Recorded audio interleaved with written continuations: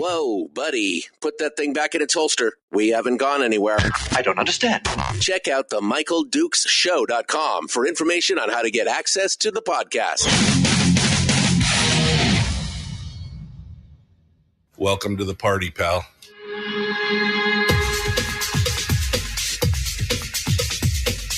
The Michael Dukes Show. The greed and the entitlement is astounding to me. What more could you want from a low-budget radio program? This is a dumpster fire. That was just BS. It is time to get a new perspective.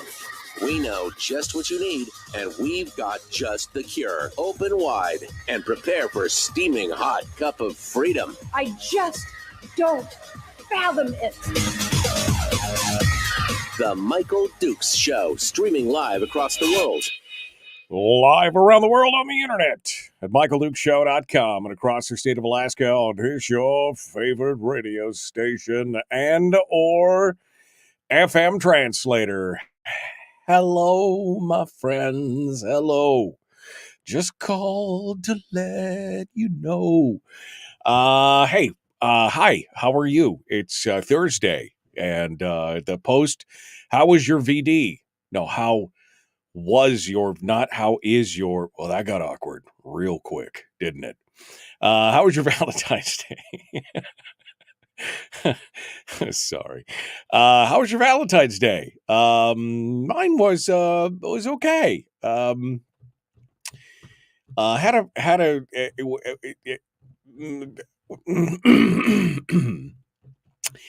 Had dinner last night at one of my favorite places, and it was a little disappointing. Let me just say that the conversation sparkling, the atmosphere fantastic, the company was angelic, and everything else was just kind of so-so. It was a little disappointing, last night for that part of it, but they can't all be home runs, I guess, is what we need to say. They can't all be home runs all the time. But other than that, great day. I hope you guys enjoyed a little bit of time with your sweetheart. I hope you're not quite as jaded as my friend and boss was like, oh, it's just a made-up holiday. They're trying to bilk us for extra stuff. It's a fake. It's not real, And he's, and then I'm like, well, what'd you do this morning? He goes, well, I stopped by and bought something for my wife. Sucker! You got it. Oh, man. It's just, oh, man. Oh, man. Anyway, so good day. Here we are on a Thursday. We're ready to go. We're just, it's going to be a good one today. It's a Hallmark holiday, says Brian in the chat room. Yeah, I mean, that's it. It was a holiday that was dreamed up by the greeting cards and the chocolate companies. They were a cabal. They came together in a secret meeting and decided we need to bilk Americans of millions of dollars. It's amazing how much, by the way, Americans spend on Valentine's Day, in the billions of dollars. I saw that cross across my desk here about 3 or 4 weeks ago. I should have saved the article to talk about, but it was billions of dollars, and it increases every year. I mean, from chocolates to flowers and everything. Maybe that's a good question for you ladies out there. What is your favorite thing to receive for Valentine's Day? Now, I know for my wife, it's flowers. She loves flowers. And I know some ladies are like, don't give me flowers. They just die. They just die. Which so do I. I mean, we all do, right? We've all got an expiration date. But for some, flowers are just I don't know. It's a moment of joy. It's a beautiful thing, and people love to see it. So maybe that's something you can call in and talk about today. Uh, Brittany says bullets. That's what she doesn't want flowers. She doesn't want chocolate. She wants bullets for Valentine's Day. Well, there you go. That's that. To each his own. To each his own. This morning, as you whatever you want. Terry wants hay to feed her animals. She goes a ton of hay to feed the critters. Okay, all right. I mean, So anyway, Valentine's Day, came and went, and we're all still here, thank goodness. And we're ready to tackle the final 2 days of the week. Today on the program, I got a full load of stuff. I got a full load of stories and some interesting things. Some things I may or may not cover depending on how antagonistic I want to get. Because there's a story out here that I just read and I was just like, okay, this just seems, do I want to feed into the beast or do I just want to let it lie? I haven't decided yet. I haven't gotten there quite yet to decide whether or not I'm going to cover one single solitary story here that just, I know that's a bad tease for you guys, but I'm trying to talk myself into it or out of it. And I haven't quite decided yet where I'm at. But a bunch of stories, bunch of things to talk about. And then in hour 2, we will be joined by Chris Story. I know it's not Tuesday, but Story he wimped out on Tuesday, right? I mean, he wussed out. He totally ghosted us. I'm just gonna beat the hell out of him over this. He totally ghosted us. I mean, he prioritized his grandchild over us. How dare he? He was watching his grandkids and he's like, I just can't do it. Anyway, he's going to be joining us in hour 2, and we're going to have him for 2 segments. And the first one is going to talk about this kind of, I don't know. I have questions. Maybe he's going to set us straight on it, but there's an article in the ADN here a couple weeks ago that I actually covered, or a week ago, I guess, that I actually covered and touched on. About this land deal, this parking lot deal in Anchorage, where Mark Begich, as a partner, ended up buying a chunk of land in downtown Anchorage for about 2/3 of the reflected estimated price. And people were asking questions like, what? I mean, And so I had a few things to say about it. But again, I am not a land baron, nor am I a real estate expert. And Chris actually sent me a text later and said, do you want to talk about this? And I'm like, okay, yeah. So anyway, Chris is going to come on and talk with us about that in hour 2 this morning. We're going to talk about that. And then we're going to get our weekly uplift, which will be great, right before Friday. So we'll end the week off right. And then tomorrow we'll do all the firearms news that's fit to print. Everything that we want to do. It's going to be good. It's going to be fantastic. Okay. Oh, let me get more comfortable here and we can crack on into this thing. Are you ready? Are you ready? So first and foremost, I've been meaning to talk about this for the last couple days, and we just hadn't got around to it. I know several people have mentioned it in the chat room. I was actually made aware of it shortly after it occurred. And we just hadn't got to it. I didn't want to rush it. So for those of you who don't know, Tom Anderson has passed away. Now, Tom is a friend and acquaintance. I mean, I've known him for many years. He's a heck of a guy. The guy, boy, you want to talk about, so Tom was a radio talk show host, over at, KVNT in the Matsu area. He's been doing that talk show since 2010, 2011. And I first became acquainted with Tom long before I moved down to South Central He and I were actually named. Somebody did an article about talk show hosts in Alaska, and something about we were a dime a dozen. That was a thing, and it was like 10 dimes, and each was a picture of each of us. And Tom actually reached out to me from that article, and we got to know each other. And anyway, and since then, Tom and I have had business dealings and things. He ran Optima Public Relations, which is an advertising agency and PR firm that did a lot of political things and everything else. Tom was probably most widely known due to the fact that he served in the legislature for 2 years, and he was brought low over that whole Vico scandal thing in 2007. Now, he and I really never talked too much about that. He spent some time in the Huskow, in the Crowbar Hotel, over that, but he always maintained that the courts had simply criminalized being a legislator. And, you know, I figured he'd served his time, and I didn't really have anything else to say about it after that. Whether it was true or whether it was not, we never actually got into that. We always had a very cordial relationship.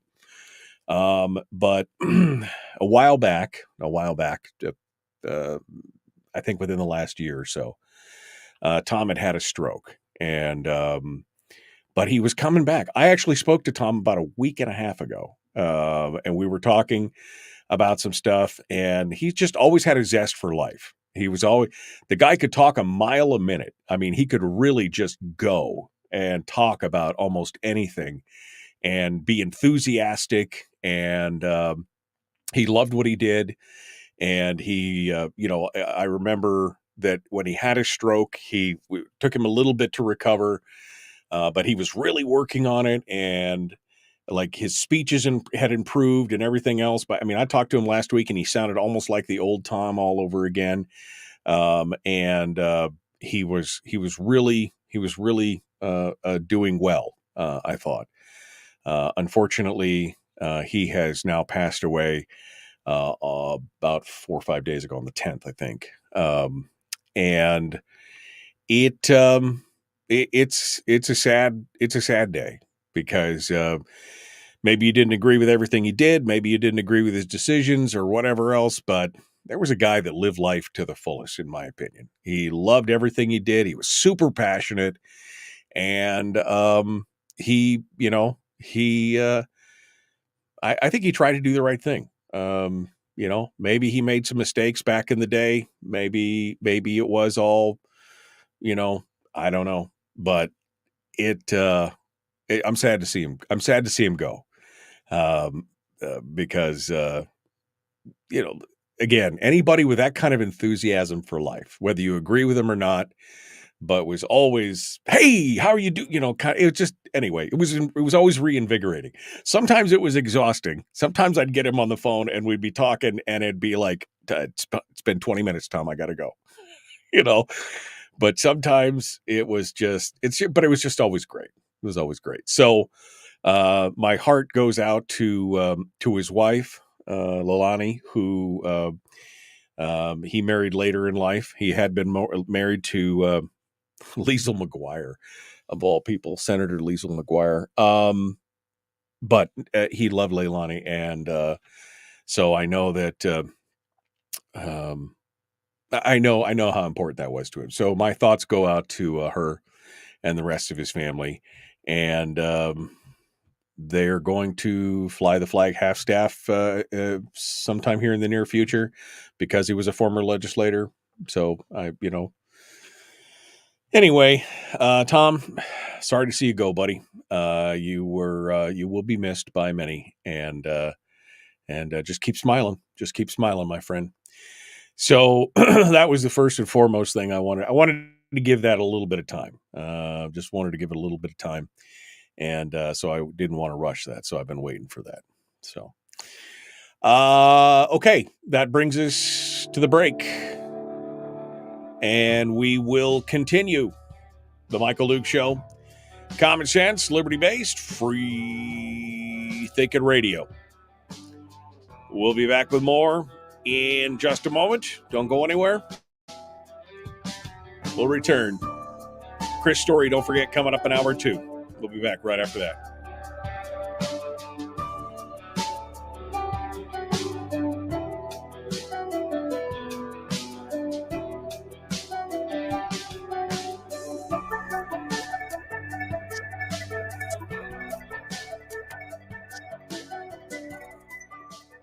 If you missed the show, you can listen to it on your time with Dukes On Demand. Oh, and it's free. Like America used to be. Streaming live every weekday morning on Facebook Live and MichaelDukesShow.com. Okay. In the break.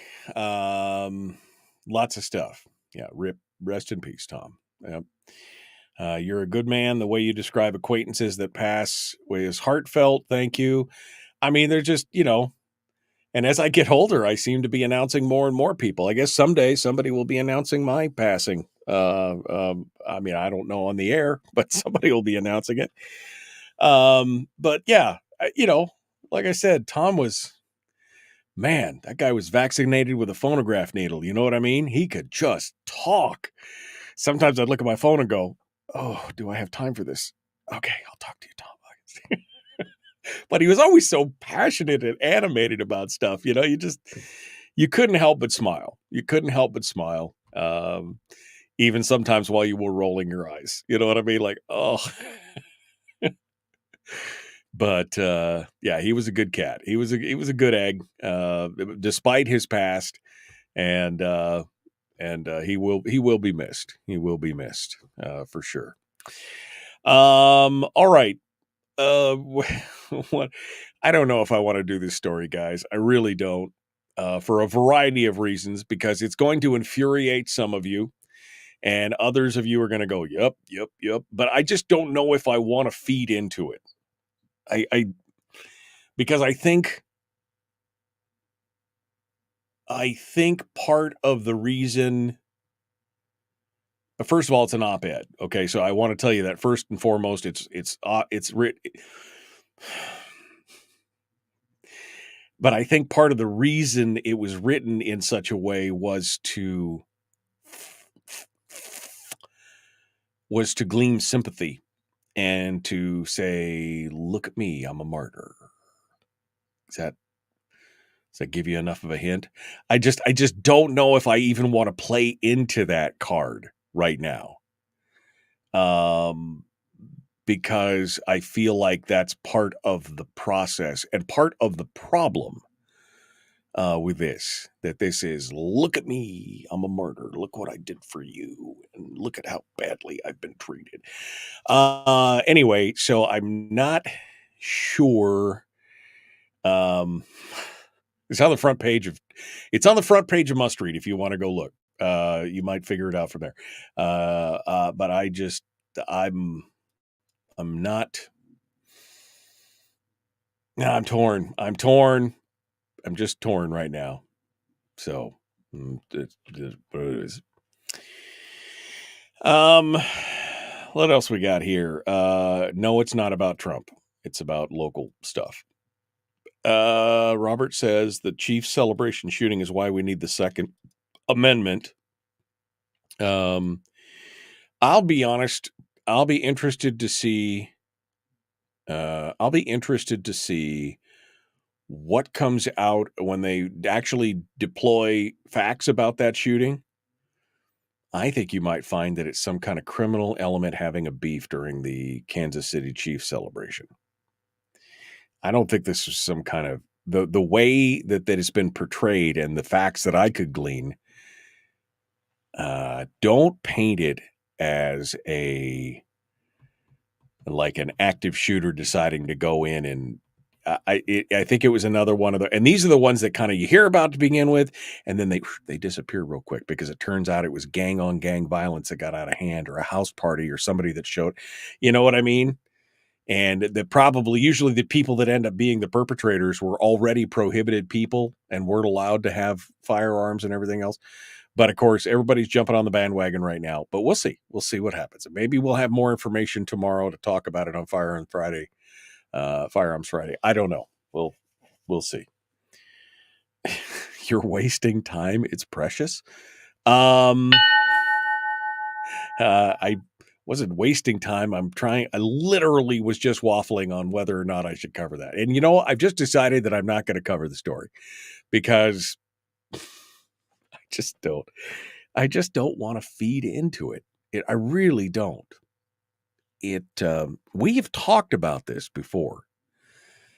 And I'm just getting to the point where I'm like, just as things die down, it's all right, well, we got to go. The Michael Duke Show. Common sense, liberty-based, free-thinking radio. Like, share, subscribe, ring the bell. Let's do it.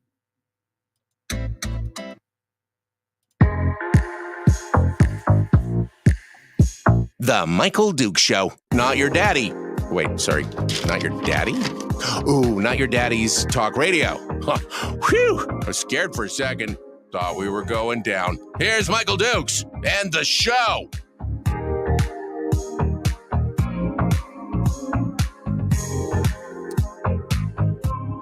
Hi there, ho there, hey there.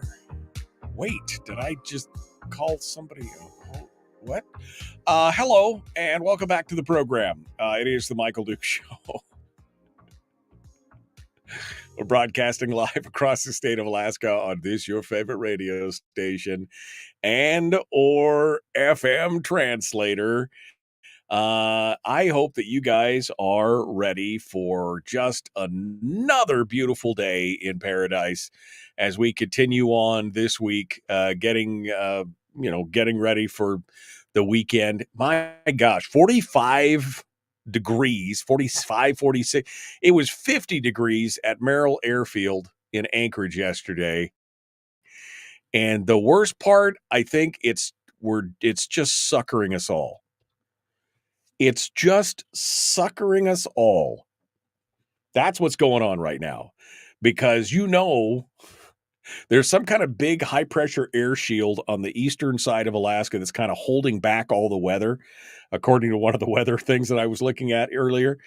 And so when the wall comes crumbling down, when that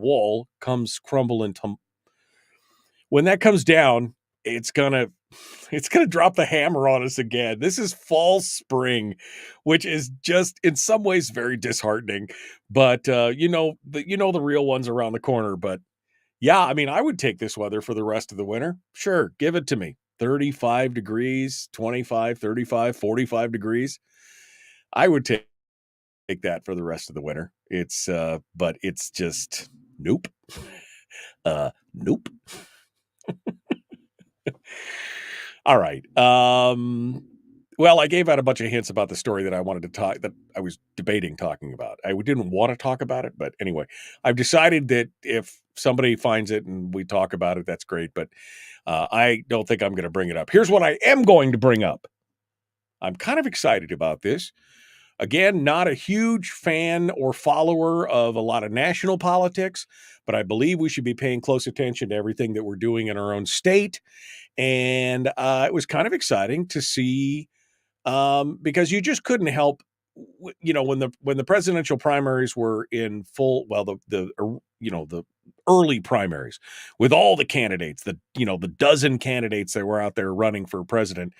There were a few standouts that made a lot of sense. I didn't agree with everything. I thought some of the things that they said were bunk, but overall kind of a refreshing candidates, And one of them is Vivek Ramaswamy, right? That guy, he's got some good things to say from time to time.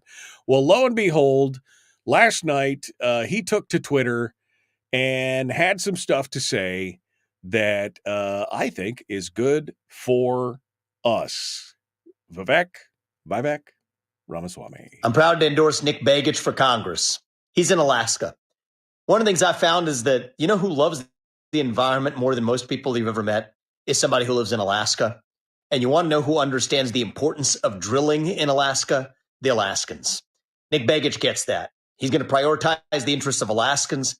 He's going to prioritize the interests of Americans. He has signed my American Truth Pledge, which I appreciate, shows that he stands for the right America First principles of the future. That's where our Republican Party's headed. He's also somebody who understands not just where the puck is, but where it's going. Opposition to central bank digital currencies, something that I think more congressmen need to know about and be alert to. alert to the threats of the climate change agenda, which absolutely is based on false premises and increasingly has nothing to do with the climate and everything to do with power, dominion, control, and punishment. The same point as central bank digital currencies.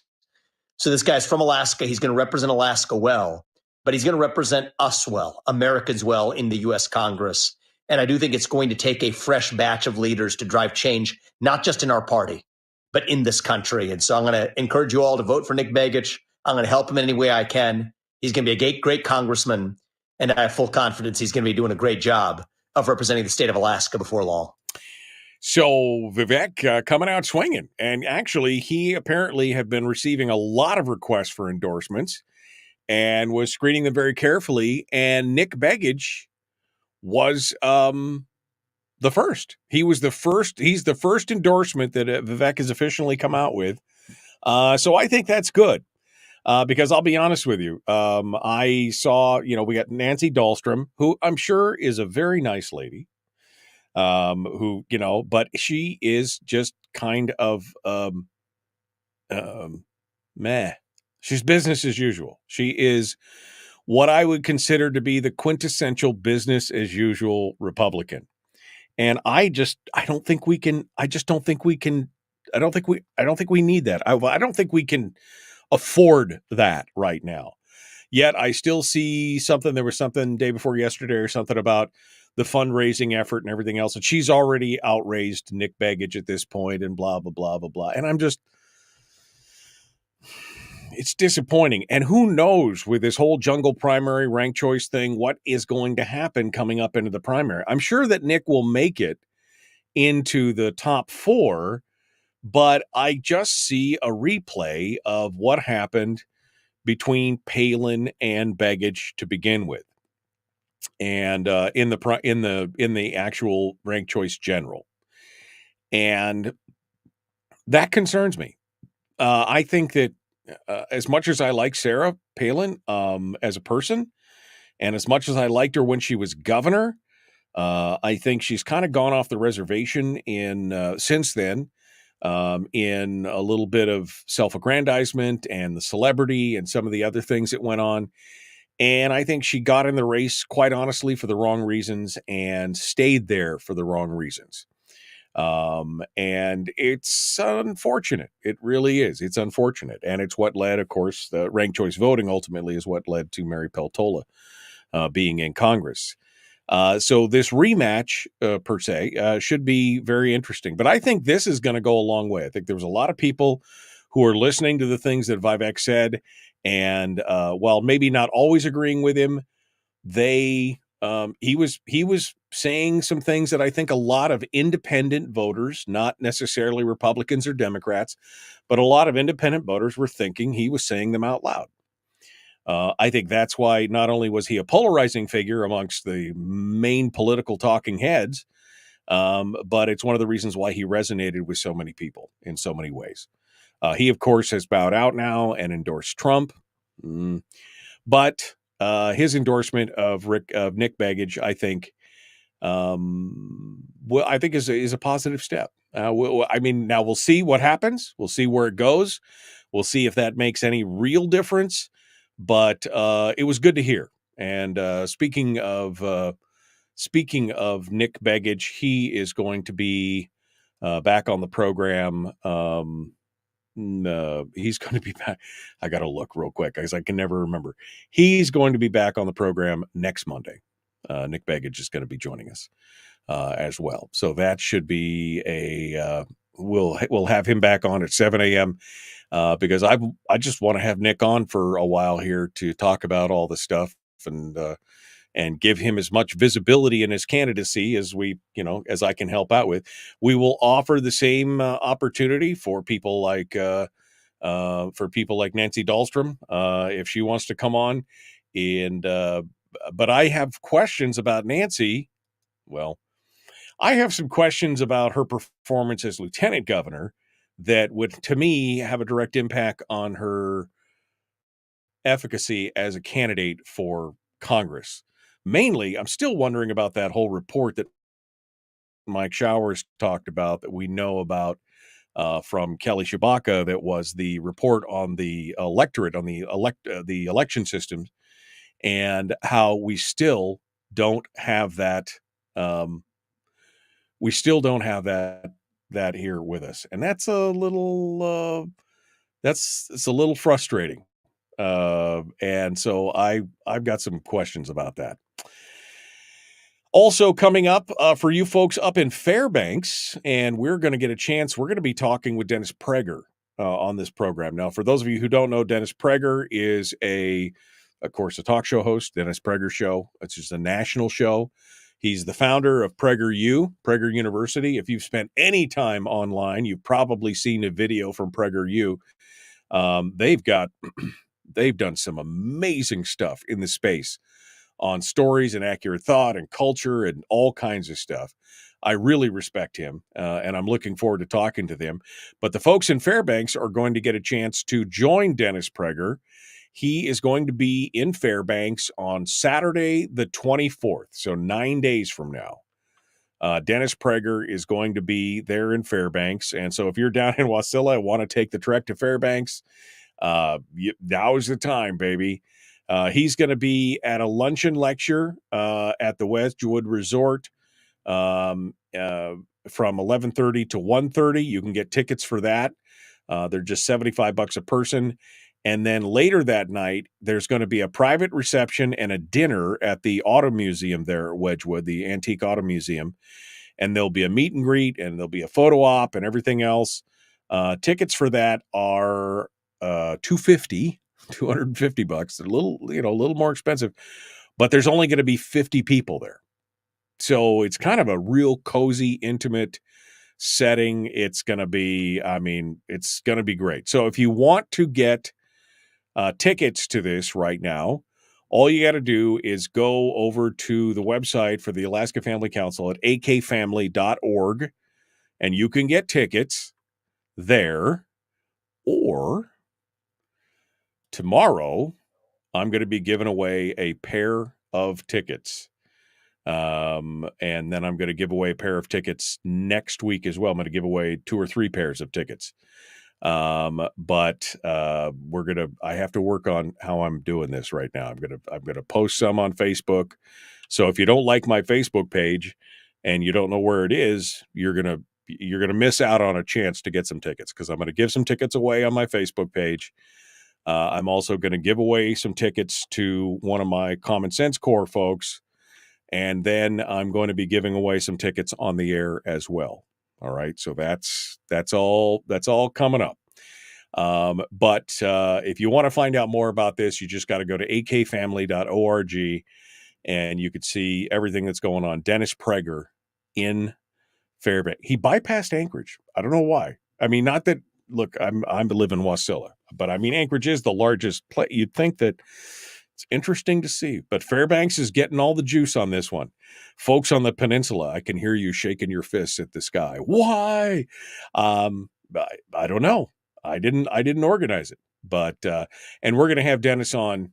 We're going to have Dennis on next week. My brain, I swear, my brain. But we're going to have him on next week to talk about what he's going to talk about and everything else, and all that stuff. So get your tickets right now, akfamily.org, if you want to go, whether you're wherever you are. It's going to be in Fairbanks on the 24th. So there you go. Wow, and that brings us to the next break. I haven't even gotten into the meat of what I wanted to talk about today. We're gonna continue. We're gonna continue here in just a moment. Don't go anywhere. The Michael Duke Show, common sense, liberty-based, free-thinking radio. Back with more right after this.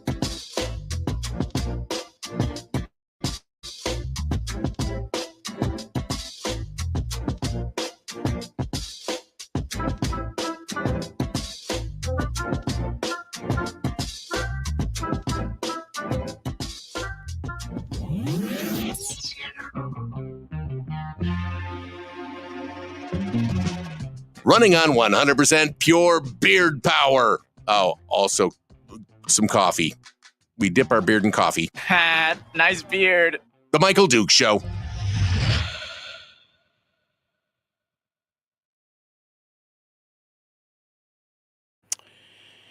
Okay. Sorry,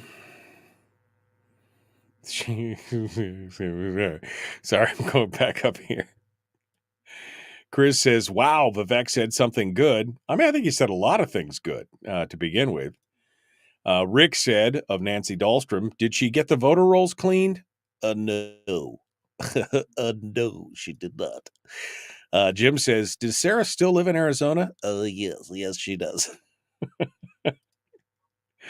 Chris said also, I agree with Mike about Sarah Palin, go Nick Begich. Terry says Dahlstrom's a big hell no from her.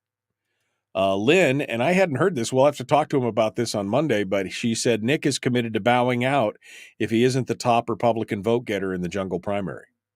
Well, there we go. We'll see what happens. I mean, honestly, that's probably the right thing to do. Terry says Dahlstrom's done 0. I haven't seen Sarah in forever. So, I mean, I don't know how much time she's spending outside, I guess. What? It's just one of those things.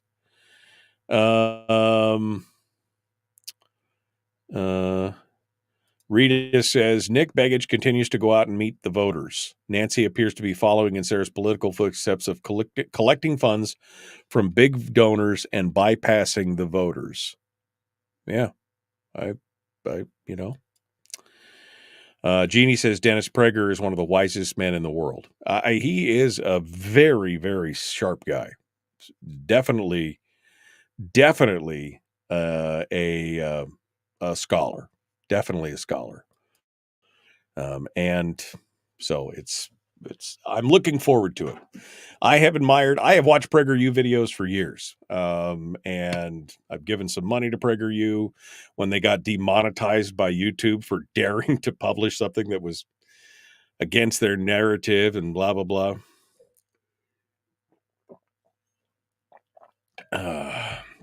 Brian said he ran into Sarah and Todd and their youngest at Petco winter before last.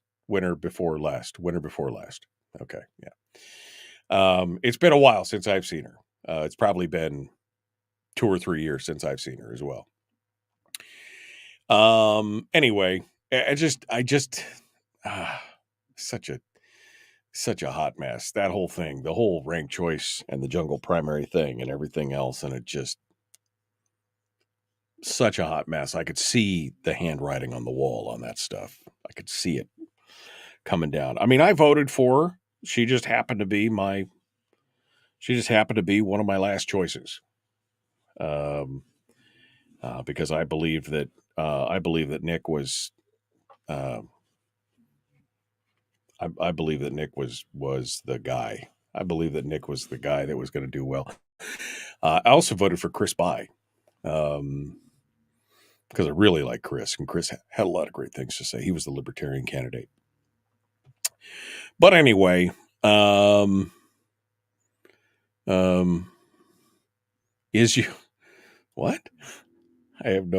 Is your memory because of the coffee or the flavoring, says Mike.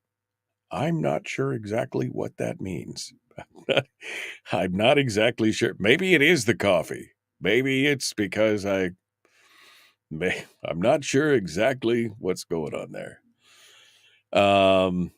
Brian says Chris was my choice too. Yeah, I voted for Chris, then I voted for Nick, then I voted for Sarah, and then I left the fourth one blank because I wasn't going to vote for Mary because, I mean, why? Anywho, there we go. Irish coffee. Ooh, Irish coffee? Yes, please. I'll have some. I'll have some. Oh man. What do we got here? We got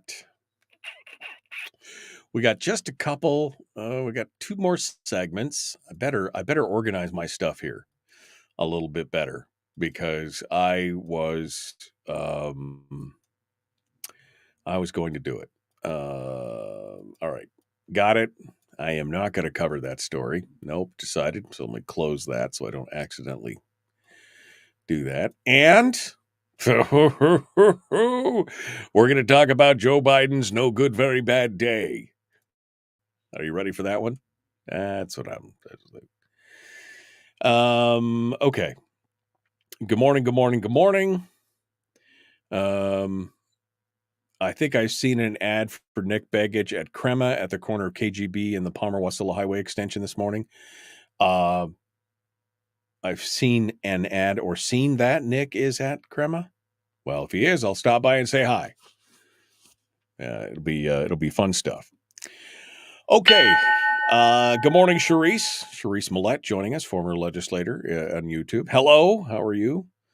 Good morning. Good morning. Good morning. Don't forget, Barbara, you can call in and talk about that if you want. The phone lines are open. If you want to call and talk about that, I will allow it.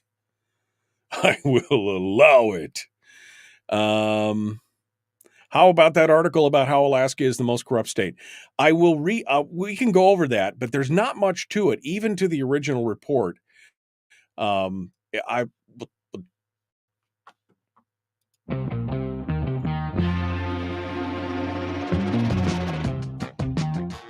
Michael Duke Show. Seriously humorous with a pinch of intellect. Sorry. That is humorous. Here's Michael Dukes. That just seems mean, you know? I mean, when I put all this stuff together and I gave the guy scripts and stuff, and I thought, oh, this will be funny.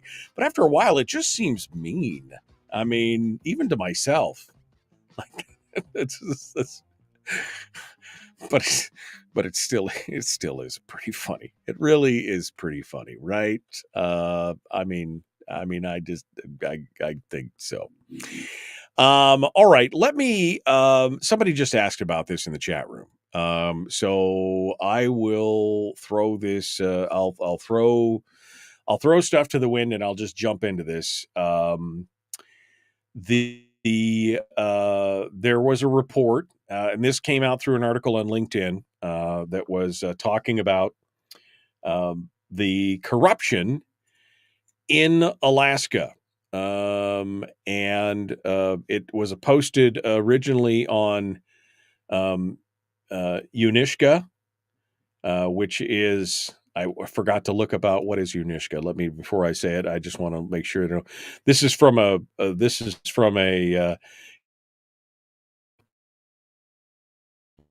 Unishka is to contextualize corruption as a social illness and combat it through effective remediation services and tools, strong human and organizational capacities and capabilities. They are basically trying to point out corruption across the country, right? So this is part of what they do. And so this is right in their wheelhouse. And this article talks about recent findings from the Institute for Corruption Studies at Illinois State University. And while they say Alaska is renowned for its breathtaking landscapes and diverse culture, it also grapples with a darker reputation: corruption. This report has ranked Alaska as the most corrupt state in America once again. And they go on to talk a little bit about this. The report analyzed public corruption convictions per capita from 1976 to 2023, highlighting Alaska's disproportionate rate of corruption. The report's author and director of the institute there in Illinois emphasized the reliability of using public corruption convictions as a gauge. Federal convictions in particular offer insight into high-level corruption, a focus necessary for comprehensive analysis. So they say that there's some driving factors in this: geography, resources, and politics. And the ramifications of corrupt extend across various spheres, including the economy, the environment, and society. I will post a link up to this in the chat room for folks who want to take a look at this. There's not a lot to it other than that. And even going to the original article, it doesn't go much more deeply into some of the other findings or anything else. But it is an interesting take on some of these things. They say that geography plays a role because Alaska is vast and sparsely populated. It's got the harsh climate. It presents challenges to law enforcement and to monitoring for corruption. Remote regions, especially rural areas, become breeding grounds for corruption, while the state's extensive coastline and maritime industry heightens susceptibility to illicit activities like smuggling and illegal fishing. The resources, because we have a lot of natural resources like oil and gas and mineral and seafoods. The wealth to Alaska becomes both a boon and a curse. While those resources fuel economic growth, they also attract corruption, evident in past scandals like the Pebble Mine controversy, the Vico scandal, the Exxon Valdez oil spill. Alaska's intricate political landscape, also influenced by federal entities, native corporation, and industries like oil, fosters an environment ripe for corruption. Rapid turnover among elected officials, driven by term limits, resignations, and indictments, further complicates governance. Although I don't know if term limits should be in there as a problem. They go on. Anyway, I'll post this up in here, but it wasn't. It was an interesting read, but it didn't offer a lot. It didn't offer a much deeper look than what I've just given you here on this. But it is an interesting read for sure. So I've punched that in there, and folks in the chat room get a chance to. I think folks get a chance to take a look at that and talk about that. I also want to talk about Joe Biden's no good, very bad day. Now, if you've listened to the program, I'm not much on the national politics, right? That's not where I live. It's not what I focus on anymore. I used to do a lot of it. I used to do a lot of, try to analyze but it became like, this is why am I focusing on this? Because I can't affect any of this. So I focus on state stuff mostly. But even I have been caught off guard by some of the crazy stuff that you see on video with President Biden. Some of the things that he says, his mannerisms, his senility. I mean, I literally say senility coming out of the woodwork. And then we get this very, very bad day where he comes out. J.D. Tuchili writes about this in Reason Magazine from a couple days ago. And he said, he's talking about what's going on with Biden and some of the things and everything else. Now, Biden also was having an investigation. There was a special counsel that was put together to look at Biden's handling of classified documents, similar to what was going on with Trump, right? Trump had all those documents at Mar-a-Lago and all that kind of stuff. Well, Biden had a similar problem, although you didn't see quite as much coverage of that in the news, did you? Which is kind of interesting to begin with. Well, anyway, special counsel Robert Hur released his report into Joe Biden's mishandling of classified documents. This is where things get weird. Quote, our investigation uncovered evidence that President Biden willfully retained and disclosed classified materials after his vice presidency when he was a private citizen, finds the report. Uh-oh. But we declined to prosecute Mr. Biden. Who? What?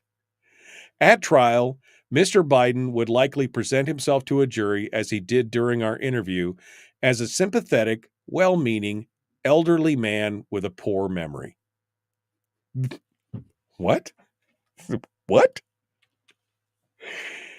They sat with him, by the way. I just want to point this out because I think it says it somewhere in the article, but he sat with them for 5 hours. This special counsel, he interviewed with them for 5 hours over 2 days, 5 or 6 hours over 2 days. And they said during this time, he did not remember when he was vice president, forgetting on the first day of the interview when his term ended. Quote, if it was 2013, when did I stop being vice president? Unquote. And forgetting on the second day of an interview when his term began. He did not remember, even within several years, when his son Beau died. I mean, those are some pretty major milestones, right? Those are some pretty major milestones. But definitely not where the White House team and his reelection campaign wanted things to go.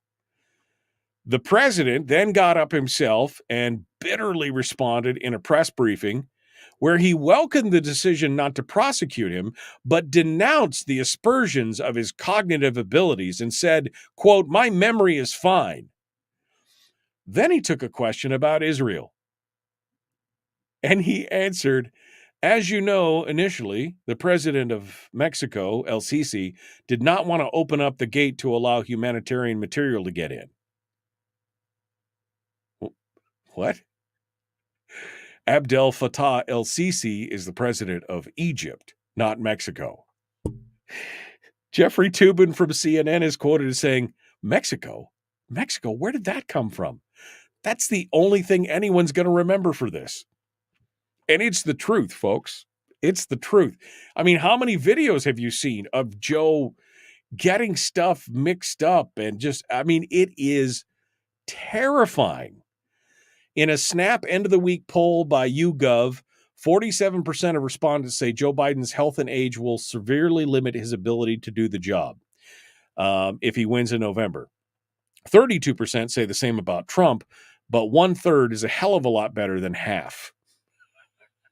That's what this is. This is JD talking about this. I mean, this is crazy. I mean, this is after, right? He said went and had a sit down at the G7 meeting in England, and he talked to Mitterrand from Germany. I mean, France. But Mitterrand's been dead since 1996. And then later in the week, he twice attributed a 2021 comment by Angela Merkel to Helmut Kohl, who's been dead since 2017 and hasn't been in power since the 80s. He forgot the name of a Hamas terrorist group that attacked Israel. It gets to the point where even though I don't pay attention to a lot of the talking head stuff about national politics, I do some reading and I kind of keep abreast of it, but I don't focus on it all the time. But even I started scratching my head going, who is letting him out of the house without a minder? And how the hell can this guy be the candidate for president? Right? I mean, he's I'm just asking myself the same thing about both sides at this point. How can they Okay, anyway, that is absolutely just horrific. But this report, this special counsel report, just shreds. It is bad news for the Biden. And there was a poll, not in this article, but there was a poll that even 37% of Democrats don't want Joe Biden as their candidate. They just don't think he's not likable. He's not, they don't think he's fit. They don't think he's a good match. It's a hot mess. Let's put it that way. All right. Well, that's it for hour one. It was fast. Holy cow. Hour two is dead ahead. We got a quick segment, and then we're going to be joined by Chris Story in 2 and 3, where we'll talk about the skeezy, allegedly, what appears to be a skeezy deal down in Anchorage. We'll get his take as a realtor on that, and then we'll get our life coaching lesson in the final third segment of the show in hour two. Back with more of the Michael Duke Show. Common sense, liberty-based, free-thinking radio.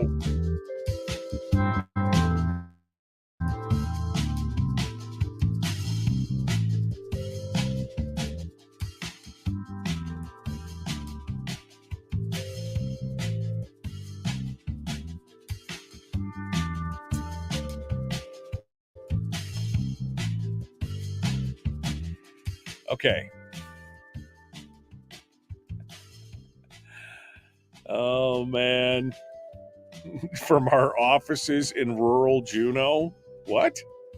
Who's using the word rural and Juneau in the same sentence? I mean, I just got to ask. I've got to ask. Who is using the word rural and Juneau?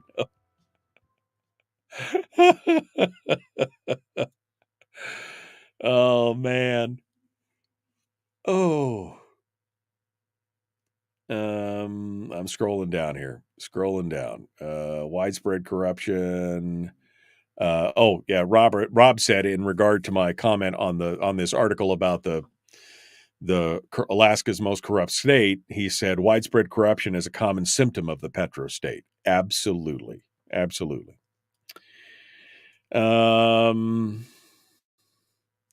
What day isn't a very bad day for Biden? I love how the Supreme Court says, Jeannie says, threw Biden under the bus.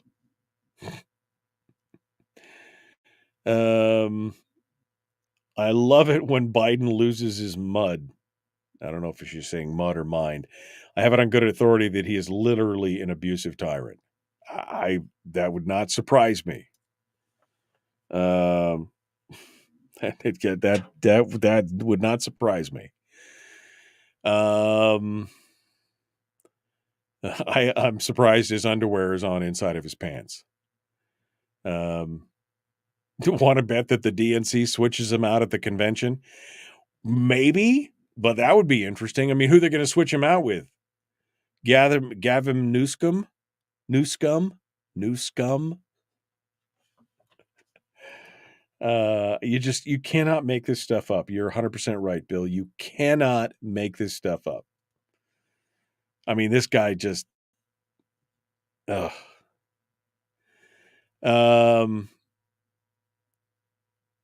And you get 3, and then yet the Dems will vote for him again.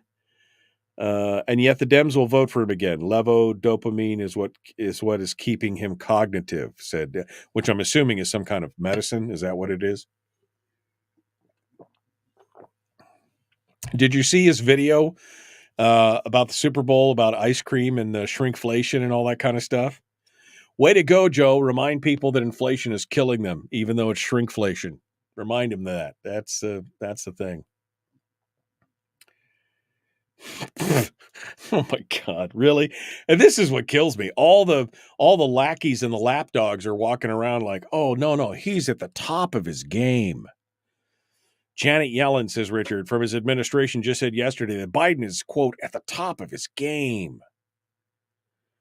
Unishka, what was Brian said? Oh, from our offices in rural Alaska, that's where Unishka was from? Surprising. That's,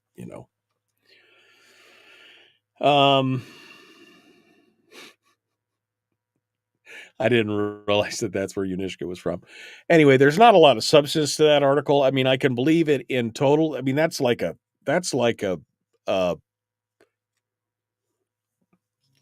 it's not even an executive summary of a study, but I didn't take the time to go back and find the actual study from the University of Illinois. So we'll find out what's going on there. I see I got a phone call here on hold. And so before we jump back into it, we should find out who that is so that we can return with them to the radio here in just a couple minutes. And we'll start over here. Good morning. Who's this? Where are you calling from? Hi, this is Barbara in North Pole. How you doing? Hello, Barbara. All right, I'm going to put you on hold. You're going to be first in the queue. We're going to talk to you. We're going to talk about you before we bring you. No, we're going to talk with you here as soon as we get back. All right, it'll be fine.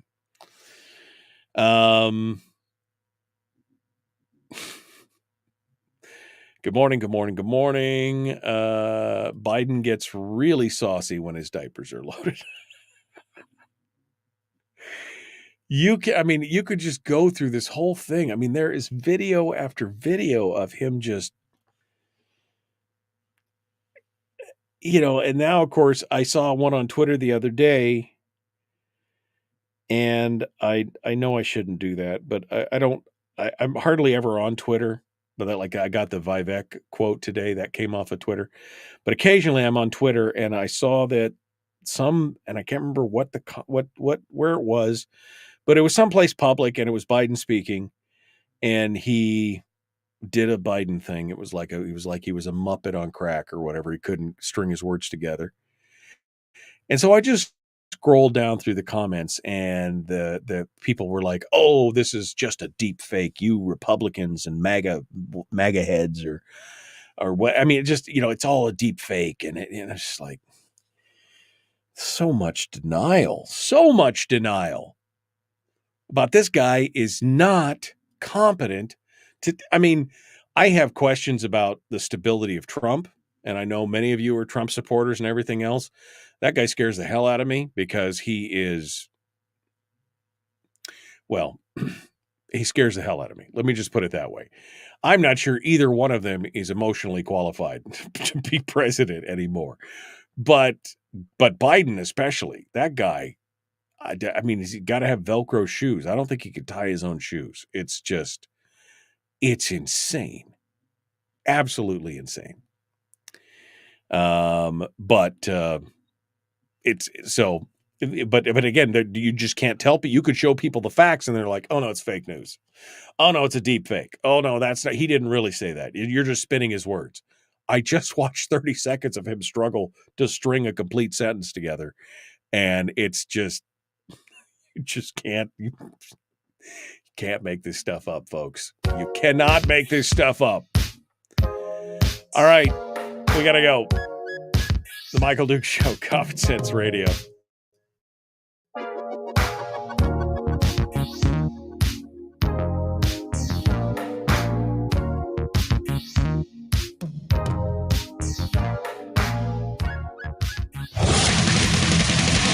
Whoa, buddy. Put that thing back in its holster. We haven't gone anywhere. I don't understand. Check out the MichaelDukesShow.com for information on how to get access to the podcast. Welcome to the party, pal.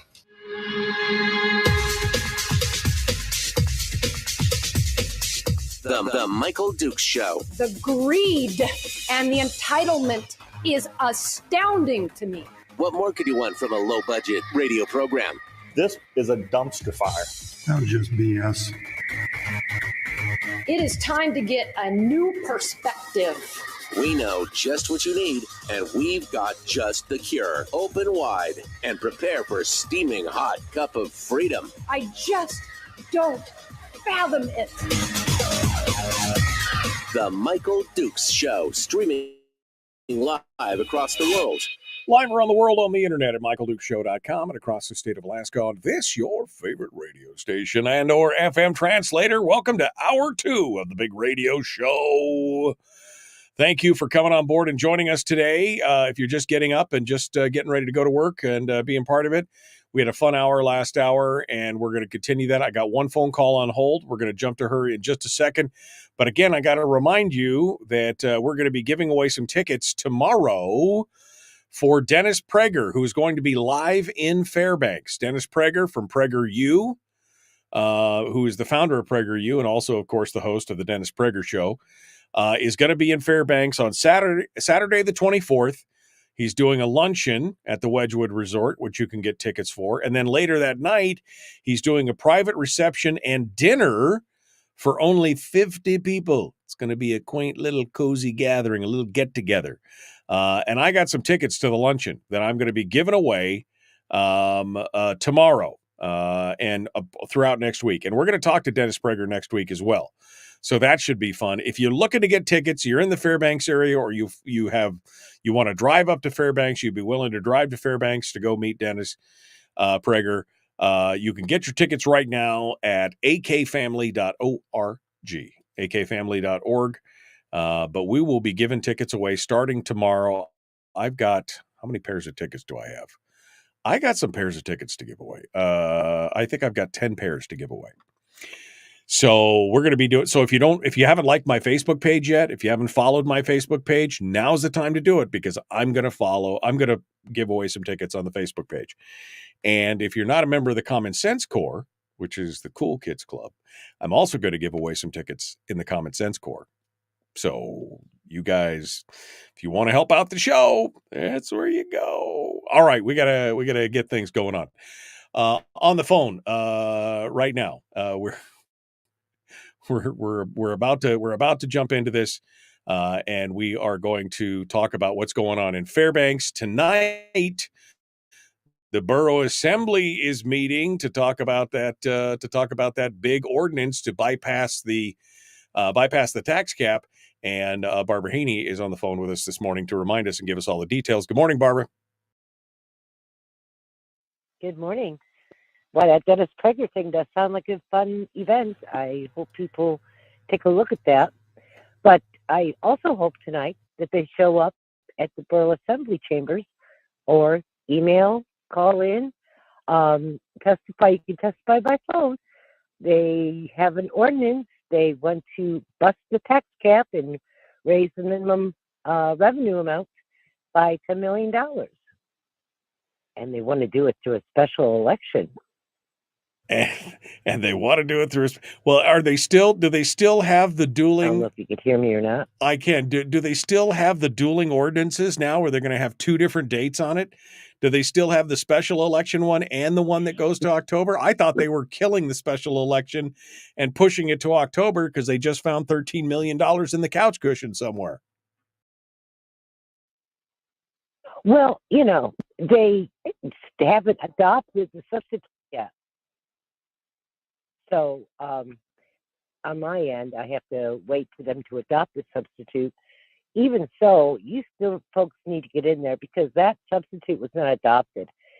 And just as an FYI, I mean, anybody who knows anything about money, okay, the borough makes about $7 million. They made $7 million in interest last year.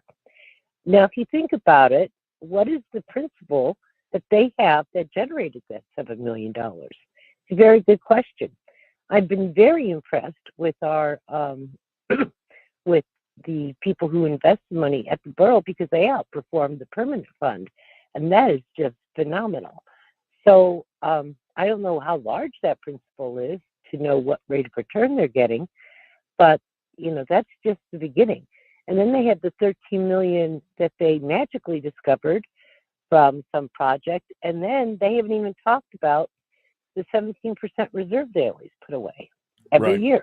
Right. For contingencies. So I guess I just don't understand why we need to raise this tax cap. I really don't. And I think people need to get in there. Last year, it's pretty clear. It's pretty clear, Barbara, why they want to. I was just going to say, Barbara, it's pretty clear why they want to raise the tax cap. It's because they want the money and they want to get it outside the cap and they want to bust the cap. That's what they want to do. Oh, sure. And for some reason, these guys, we have a bunch of new people on the assembly, and they really don't know a lot about the borough finances. And even so, many of them are young people, so they don't remember the past history of what we've been through in this borough and why we do certain things that we do. But very definitely, I think people need to really start drilling down more in the finances. I passed a resolution, or last year we passed a resolution to have an online checkbook, and that still hasn't come online. And I really think that's where we need to be pushing, not necessarily on busting the tax cap, because I think the money's there. There just isn't a lot of transparency and accountability.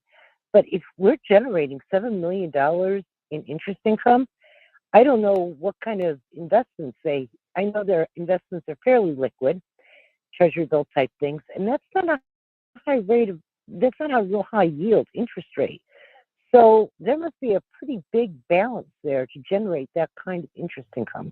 Yeah. Again, I don't think we need to bust the tax cap. This is what I call sorceress accounting. This is the shell game accounting that governments are so famous for. We're out of money. Oh, except for all these pots of money that we didn't tell you about over here, and we've got to do it. But this is really, in the long run, Barbara, this is about power. This is about busting the tax cap. That's really what it's about. There's a lot of things behind the scenes. I hope people show up in force tonight for sure. 5:30, Borough Assembly meeting at the Borough Assembly building. You need to get there. You need to sign up to testify early. And I hope. I mean, the best thing is that it just dies. The second best thing is that it actually goes to the October election to go head to head with the tax cap. The worst thing is a special election. I guess we'll see what comes out of that. But Barbara, thank you for staying on top of this with us and talking. I'll give you the final word here. Go ahead.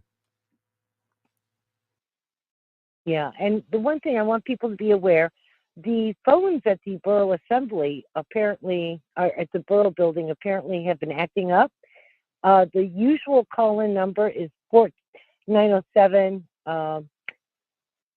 459-1401. But apparently they're claiming that number doesn't work. So they're asking people to call in on 907-459-1405. Okay. So We hope it Amazing works. how their phones We work. hope they're just not screening the calls. We hope it works. All right. Well, okay. Well, Barbara, thank you so much for giving us the heads up. We appreciate you calling in and reminding us of this. And you'll have to give us a report next week as to how it went down. Thank you for calling in. Let's go over here to the next caller. See what you have to say. Good morning. Who's this? Where are you calling from? Good morning. This is Carlene in Kodiak. Hello, Carlene. A couple of things. You mentioned a breach several days ago, and I keep reading my newspaper and listening to the news, and it's not being covered. And a hey to Barbara Haney. Another thing, there's something serious going on in Washington, D.C. right now. Last night on the Tony Perkins show, there were clips of Congressman, Speaker of the House Mike Johnson, Mike Turner, Jake Sullivan, and then on the town hall news a few minutes ago, they brought up Mike Turner and Jake Sullivan. There's something very serious, and Congressman Mike Waltz was interviewed. Lieutenant General Jerry Boykin was the first one on this show and the last one. There's something serious having to do with the intelligence agency and a game changer, something to do with national security. There will be a joint meeting this morning. It's probably in progress, informing the Congress and the Senate. So I just kind of urge you to pay attention today. And about that breach, Michael, what was that about? Thank you. All right. Thank you, Carlene. I appreciate it. Yeah, that breach story, I never did get to it the other day, although it's huge. I don't have enough time to get into it right this second, but I will tell you, let me give you the high point real quick. I have to pull the story up real quick that I have it in my archive here. Because I thought this was kind of a crazy,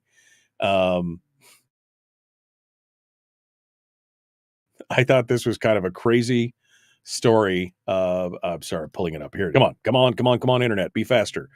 Here it is. So this is the mother. They're calling it the mother of all breaches. Mother of all breaches reveals 26 billion records. A supermassive leak contains data from numerous previous breaches, comprising an astounding 12 terabytes of information, spanning a mind-boggling 26 billion records. The leak, which contains LinkedIn, Twitter, Weibo, Tencent, and other platforms' user data, is certainly the largest ever discovered. The supermassive mother of all breaches is what they're calling it. Tencent, Weibo, MySpace, Twitter, Wattpad, NetEase, Deezer, LinkedIn, Adult Friend Finder, Zynga, Luxottica, Evite, Zing, Adobe, Canva, Badu, VK. There just hundreds of millions of records leaked. And they're very concerned, again, that this is probably one of the largest breaches in history. Again, contains a lot of older data, but also from places that you would just not expect, like Twitter and like Adobe and LinkedIn. That is, I mean, that's just terrifying. This big data breach. So we can get into more details in that later on, but that was kind of the highlight reel from that story. And I know I teased it, but and we never did get to it. So thank you for bringing it back up. It's pretty crazy what's going on. All right, we're coming up on the break. Chris Story's going to be joining us here in a minute. Don't go anywhere. The Michael Duke Show, common sense, liberty-based, free thinking radio. We return with more, and Chris Story right after this.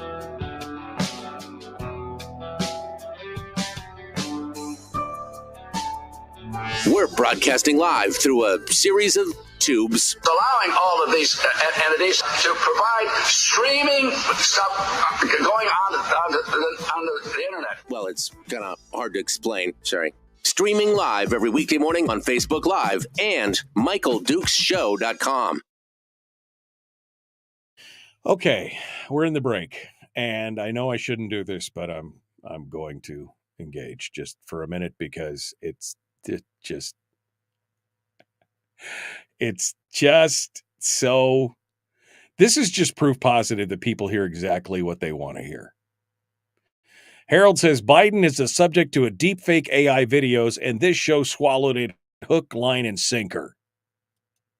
Nothing like unsubstantiated commentary about Biden. Nothing like weak minds pushing the Trump cult nonsense. I mean, he obviously heard exactly what he wanted to hear because he didn't hear me say that I'm terrified of Trump either. I'm not voting for either one of them. At this point, I think I'm voting for RFK Jr., quite honestly. So, I mean, just, whatever. But I wasn't doing anything unsubstantiated. I was reading the commentary from the report of the special counsel that was investigating Biden's security breach for classified documents. So I shouldn't engage. I shouldn't do it. But again, just proof positive that, again, you're hearing exactly what you want to hear. And somehow this show is super pro-Trump, which I mean, this is what happens when you snort Folgers crystals, okay? I'm just saying. This is exactly what happens when you are mainlining some, that's some good stuff.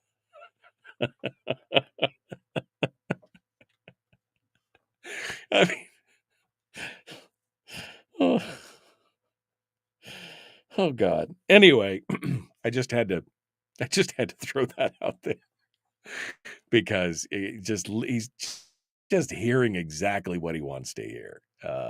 There's some of you out there that do that on this program. I'll be honest with you. Some of you in the chat room who are obviously not listening to anything we're saying, and you just drop a bomb in the chat room like, this is the greatest piece of wisdom I've ever laid. And I'm just like, we're not even talking about that. What is? I mean, wow. Ugh. So anyway, so great.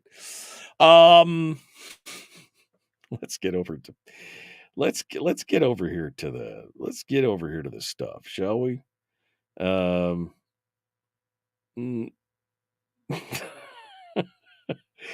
Chris Story sent me a picture. You actually expect me to do something with this story?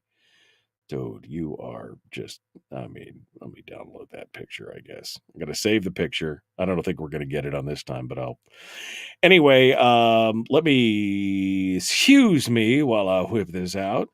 Let me get Story on the line here, and we'll get things rolling on, shall we? Fingers crossed. Come on, baby. Work. There we go. Look at that. Good morning, Michael. I too prefer the Fabio haircut picture. Yeah. Well, I guess I'm just reacting to somebody in the chat room had complained about the old picture you were using. So I sent you the one with the model-like hair, and then somebody complained about it. And I'm like, okay, nobody can complain about me and my dog. Dude, everybody's going to complain about you and your dog. Why would you let your dog on your desk? Don't you know that's bad for dogs? Don't you know that's King Charles Spaniel? I mean, runs the show. Come on, Chris. Don't you know that is horrible for dogs? That's true. I'm trying to figure out how to crop this thing here. Can I? No, I don't want to straighten it. I want to crop it. Damn it. Sorry, I got too many things. Are we sure that it's not an AI deep fake, though? There is that. This could be an AI deep fake of Chris Story because nobody looks that good. I'm just saying, nobody looks that good. This could be a deep fake, right? Are you a deep fake? I am a deep fake. You've heard that. Wouldn't that be nice if you could just go to sleep, stay asleep, and then your show would run itself? I mean, AI may get there. Why can't I? Why can't I have that happen? That's what I want right now. I mean, Biden's sleeping through his presidency. That's a deep fake, man. That's fake news. He is definitely on top of his game. He is on top of his game. Did you not hear how on top of his game he was? He was on top of his. He is on top of his game. All right. Let me see if I can pull this picture in fast enough to make all this stuff work. Here we go. We're getting ready to jump back into it. The Michael Duke Show, common sense, liberty-based, free thinking radio.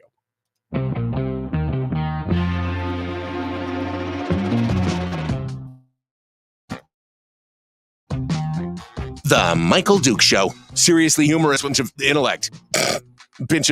Sorry. That is humorous. Here's Michael Dukes. Yeah, buddy. How you doing? How you doing? What's up? What's going on? Hey, we're about to jump into this with the man, the myth, the legend in his own mind, Chris Story, the man from Homer, who comes on usually every Tuesday, but he couldn't be bothered last Tuesday. He was just, Anyway, he was busy, and so he graciously offered to come back on for more abuse today. And he joins us actually a little bit early because not only is Chris Story not only is he a philosopher and a potter, and he's also a realtor, and that gives him some insight into things that are going on around the state, including deals on real estate. And I commented on a story that was up last week about Mark Begich getting some sweetheart deal in Anchorage, and he immediately contacted me and said, "I think you're so wrong. I need to talk about this." That's really not what he said, but he said, "Would you like my insight into this?" And I said, "Sure." So we're bringing Chris Story on right now to talk about it. Hello, my friend. Hello. How are you? What's happening here? Well, you make it sound like I couldn't be bothered. I think the whole story needs to be told. Tiffany and I were watching our grandson, our 3-year-old grandson. And if you Right. haven't had a 3-year-old in your house in a while, it's a full-time job. So between 7 and 8 o'clock, we were making breakfast, changing diapers, getting him ready for his school, and dropping him off at school at 8 o'clock. And so there's a lot that had to go on between 7 and 8. I would love to have prioritized you, Michael, but I simply had to put the grandkid first. I really don't want to hear your excuses, but that's fine. Okay, it's great. No. I appreciate it. Appreciate you. They wanted to know. I know they wanted to know. All right. So, whoops! I just screwed up your whole thing here. I'm trying to fix your picture here at the same time while I'm talking to you. So, Story, this whole thing that came out last week about Mark Begich and this sweetheart deal and everything else. Look at you, just you and your dog. That's all it is up there. I fixed your picture. But I looked at this and I just go, it's easy to buy into, right? Because politicians, they're all skeezy. They do the things. It's always a problem. And so it's easy to buy into the narrative that maybe this is something wrong. Now, you've read the story, I'm hoping, because you first said, "Man, I got to read the story." And I'm like, "Yes, please." So I'm assuming you read the story. Yes. Yes. I've got quite a lot to say about it. You've got a lot to say. Okay. I just want to make sure. So you've read the story. So tell me, is this much ado about nothing, or is there something actually questionable about this deal where he bought a $3 million parking lot area in the heart of downtown Anchorage for $2 million at 2/3 the cost, a 30% discount? Is there something going on here or what? So give us the rundown here. Yes, maybe. I'm not sure. So I'll answer all of those in that order. First off, the headline was $3 million purchase for $2 million, but the reality is, if you get into the article, it's $3.2 million appraisal, a $2.2 million purchase price. So the story is the same, but let's just get the facts correct versus the headline.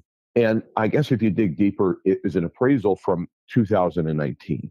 So it's pre-pandemic, it's pre-run up on a lot of value. So on the one hand, it's inaccurate, and also it could be even worse.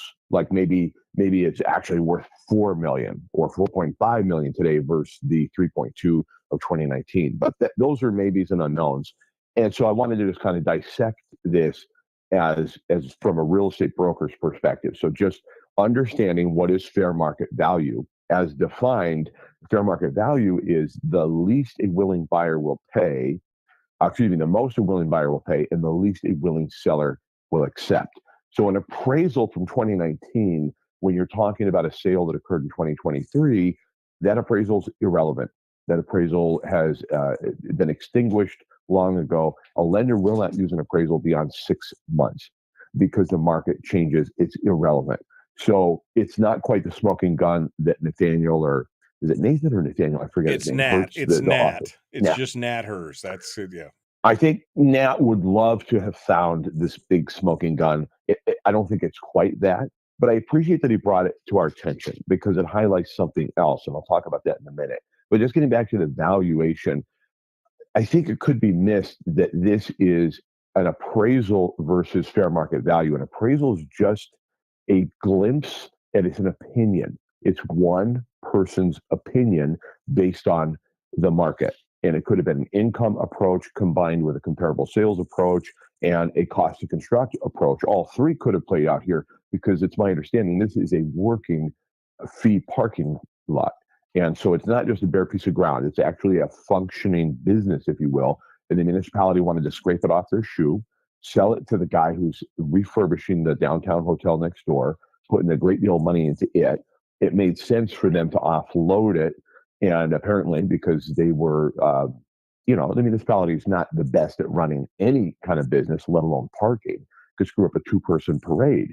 So it makes sense. Okay, let's move this off the municipal books into the private sector. This guy next door is doing a hotel. It makes sense. Let's sell it to him. So did he get a sweetheart deal? I don't know that he got a sweetheart deal just because we know of a 2019 appraisal versus the sales price in 2023 of 2.2. That $1 million disparity doesn't necessarily mean he stole it.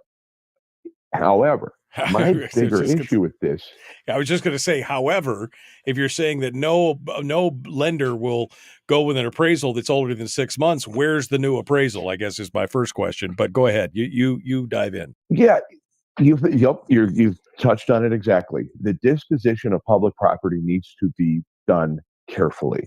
In other words, there should have been an up-to-date appraisal, even if they'd already struck a deal with Mark Begich and his Republican partner, which is this is a little different, but I'm going to suggest I don't think Nat would have written this story if it had been Begich alone. I think he wrote the story because there's a Republican conservative business partner in the mix, but that's another story. But the disposition of public property needs to be done in as open a forum as possible, and there ought to be a set of standards which have to be met. In other words, maybe an up-to-date appraisal should have been obtained, and you can throw out the assessment. The assessment's irrelevant. Tax assessments are not value. It shouldn't be used to set or establish a fair market value. And appraisals, you're going to end up on the light side, absent a willing buyer with a contract. You're going to end up a little bit light, usually, not always, but usually. Again, it comes back to one person's opinion. That's what that appraisal is, just one person's opinion. And so, but I think as we discuss this, I wouldn't, Michael, even if I was developing a property downtown Homer, downtown Anchorage, there's no way I'd feel comfortable as a developer, as an investor, as a real estate broker, and Mark Begich is all of those things. No way I'm going to buy this property and not ensure that there was a public process that was so transparent nobody could ever come back and write this story about me. Right. But that begs the question of Mark Begich. What is he first and foremost? A politician. And as a politician, so often, and this is going to offend a couple of people, but I'm going to say it anyway, on the left, primarily, they think this is how business is done. They're going to get theirs. This is how everybody operates. And I'm here to tell you it's not. It's not how people operate that I know, that I respect, that have mentored me in business and in investment and finance. They do not take advantage of relationships such that they can get a deal that nobody else had access to. So I have a big issue with that. The $1 million, that's sort of salacious and a big headline. And did Mark Begich steal $1 million from the municipality of Anchorage? Not necessarily. What if we find out it's actually worth 2.1 million? He overpaid by $100,000. I still don't care, and here's why.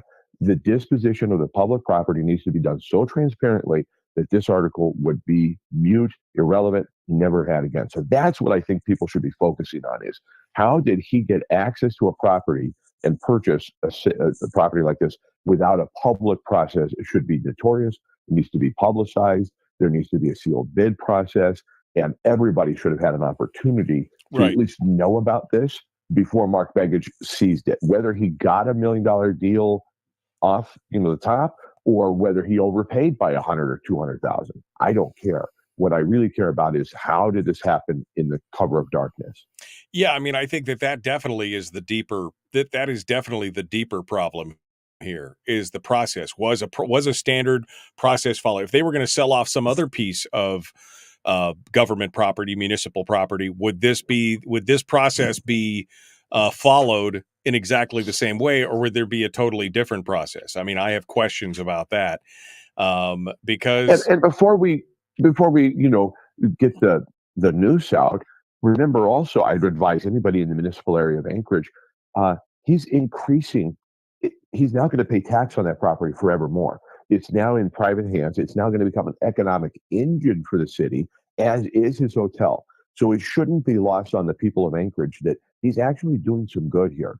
Even if he got a deal off the top and it had gone through a good public notorious process, he gets a good deal, he gets a good buy on it. Who cares? It's now going to start generating tax revenue for your city all day, every day. And since you don't have a sales tax up there, y'all, this is how your municipality can get more money without reaching into your pocket. right. They can reach into Beggage's pocket for the next 30 years. Well, I mean, look, there's definitely a synergy. I mean, he's redoing a hotel, and it's going to be a fancy deal. He's redoing the big blue mall there right across from the hotel. I mean, he's developing all kinds of stuff right there around that parking lot. So, yes, there are some synergies there, and that should be, I think, considered if you're looking at even an open bid process. That should be considered. But again, the big question is, do you think? I mean, you obviously think the process was flawed, right? Yes. But do you think that it just for out of curiosity, do you think he actually paid? Do you think he actually underpaid? Do you think, I mean, if you were, because I mean, I'm assuming property usually escalates. I know there's COVID and I know these other things going on, but they're not making any more land in the middle of downtown Anchorage. So maybe it was valued at $3 million pre-COVID, but do you think it's really gone down that much since before and after? But if let's just say that that'd be a different conversation if it had sold in 2019, actually establishing fair market value. So when you have an appraisal and it's one person's opinion, that I and because it's older than 6 months, it's irrelevant. So if, however, a property sold in 2019 for say 3.2 million, and then you were to go resell it in 2023, you'd expect it to have been significantly higher. So Right. the appearance of impropriety exists simply for the fact of our perception of what is value. But that appraisal did not establish value. It just doesn't. Appraisals do not. So people will come to us all the time and say, thinking about selling my house, should I get an appraisal? Absolutely not. It's the last thing you should do because it doesn't actually project fair market value as the market exists today or what we realtors and brokers can predict or at least help you look at the market tomorrow or 6 months from now.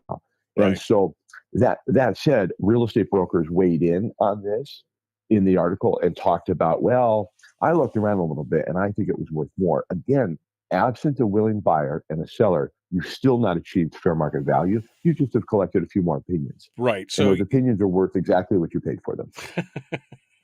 wow. Everybody's got one and it stinks, something like that, right?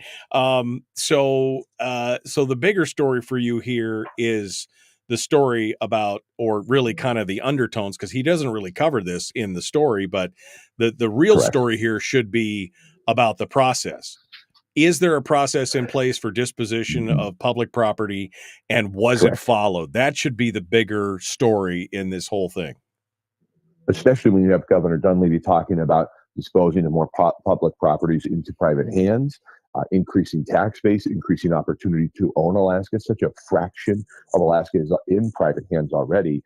It's good to be talking about this, and especially if we can highlight this story and go backwards and peel the onion back and go, let's set aside the debate about the $1 million disparity between, quote, and I'm using air quotes, Michael, you can't see them, but air quotes, value from 2019 versus the sales price in 23. Set that aside for a minute and just go, what is the process going to be like? And will your children, will your grandchildren, will your brother have an opportunity to know about these properties, key important properties in different areas?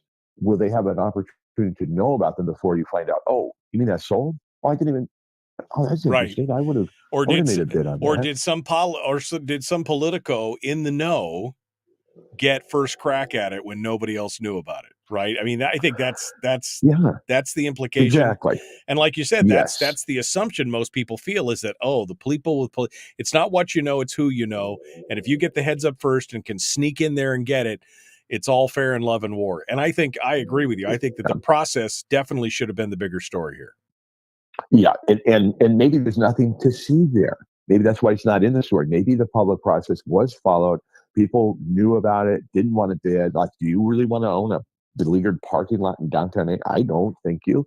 I mean, maybe a lot of people felt that way, and so Mark maybe was the last man standing. Said, "I'll take it," and that's the price he was willing to pay. Thus, it created fair market value if that process was followed. If, however, Mark Begich has been collecting relationships, and he's been in the relationship business from cradle to today. This is the life they know.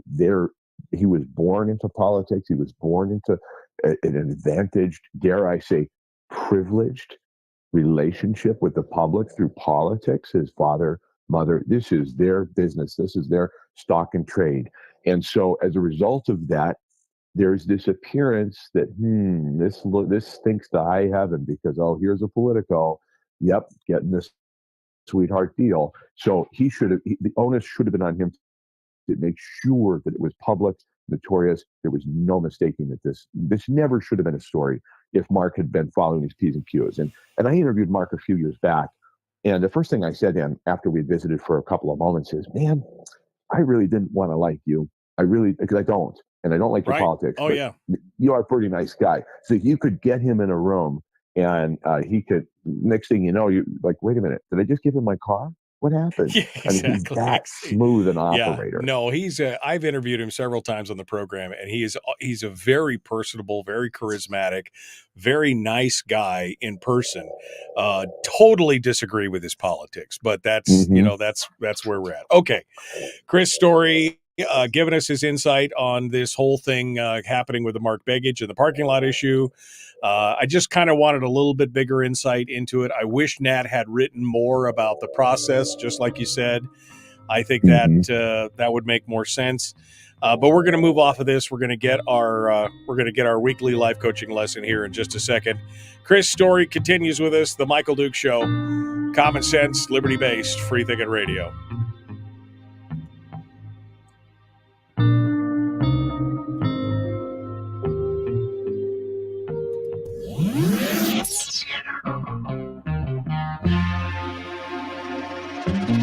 Listened to by more staffers in Juneau than any other show because their bosses told them to. And after what they just heard, oh man, they're going to be pissed. You're a bad, bad man. The Michael Duke Show.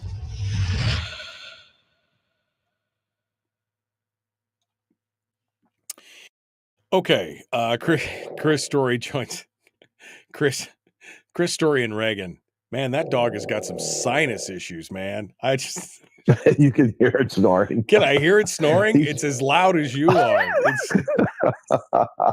Hey, the poor guy, God didn't bless him with a full nose. He's just got a partial nose. I know. I mean, my dog snores as well, but dang, it's just like, it's like a chainsaw. It's like a train. Yeah, man. All right, Chris, let me see what some of the comments have been in the chat room here over anything. Anchorage, Bradley James Palmer says Anchorage does not have a sales tax. Anchorage has an alcohol tax, they have a gas tax, but they don't have a flat sales tax. So they don't have a sales tax. You're wrong on that. Right. That's what I was saying. And thus, Mark now is going to be paying property tax on this property versus it being not taxed because it was municipally owned. That was my point. Exactly. Right. Absent a sales tax, property tax, and of course the sin taxes between those two keeps Anchorage going. Mike asks, do you really think he paid more for it than what it was worth? Using Chris's analogy of that, which, I mean, I don't know. No, I don't. Probably not. But it needs to be stipulated an appraisal isn't value. It is not the fair market value. If it is sold in 2019 for the 3.2 and then he buys it a few years later at 2.2, I'd say, wait a minute. this doesn't work. And I'll tell you an example. Tiffany and I sold a property, an oceanfront property here in Homer that we owned in 2019. And wow, we watched the value of that property soar the next 2 to 3 years.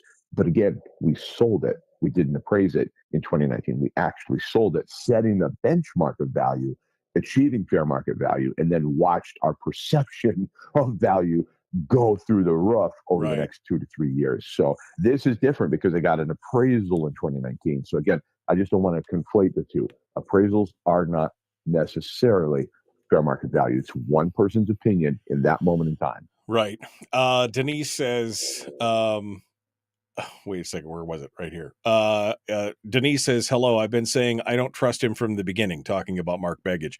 Chris hit the nail on the head. He's a politician. He will look out for himself. We, the public, are an expendable byproduct.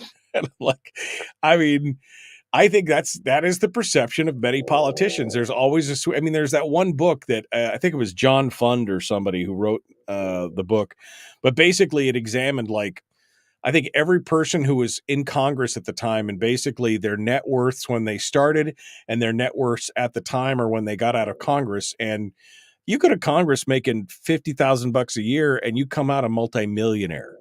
There's no problem with the perception of they're getting theirs while the rest of us are kind of struggling out here. Well, this was public information when Begich was voted out of office, out of Senate. He then stayed in Washington, D.C. And I'll never forget, my jaw hit the desk when I read the article. He wanted to stay in Washington, D.C. because he didn't want to relocate his child from school back to Alaska, which tells you something about what happens when you get into the swamp. It's hard to get out of. You just become part of it. And then further, he accepted a contract as a consultant for over $600,000 a year. So he went from making $175 in the Senate a year plus all the perks and bennies to 600 something with some consultancy there in DC, which I'm not saying it's lobbying because that would be illegal. I'm just saying it was a consultancy worth over 3 times what his salary is worth. So these kinds of things lead one's mind to think, oh yeah, he took Anchorage for a ride. Yeah. Maybe, but maybe not. Two things can be true at once. Maybe he overpaid and still got a sweetheart deal because nobody else had opportunity to it. We don't know that. Well, again, I think you're right. I think after hearing your analysis, I think the bigger story is not that he got a sweetheart deal by getting it for $1 million less than the appraisal, but maybe he got a sweetheart deal because he gamed the system. He bypassed the system. There was no open bid. There was no public notice. There was no anybody can take a crack at it if they've got the information, because it just seems like, oh, that's sold. Nobody knew about it. Maybe I think that's where the story should be. And I think Nat should have, and Nat Herz is actually a very good journalist. He's one of the few, although I don't agree with him because he does have political slant in some things, but he's usually pretty good about digging into things. And I am a little bit surprised that he didn't outline the process of what would normally happen for a piece of public property to be disposed of. This is where you respond. Oh, well, I mean, you can still go back to reading comments. I agree 100%, and maybe he'll follow up because I'm sure he listens intently to your show. So maybe he'll do a follow-up on that, which would be great. I'm sure Nat is listening right now. James said, sorry about the wrong information. I just realized the tax I saw on my receipt was from Costco was for the alcohol tax, but isn't that still a form of sales? It is a form of sales tax, but it's not a general sales tax. It's ancillary. It's, most cities generate their revenue, one of their main revenue streams from sales tax. And that's not what this is. So I just want to, it's a tidbit. It's nitpicky, but it's true. Here we go. Jumping back into it. The Michael Duke Show.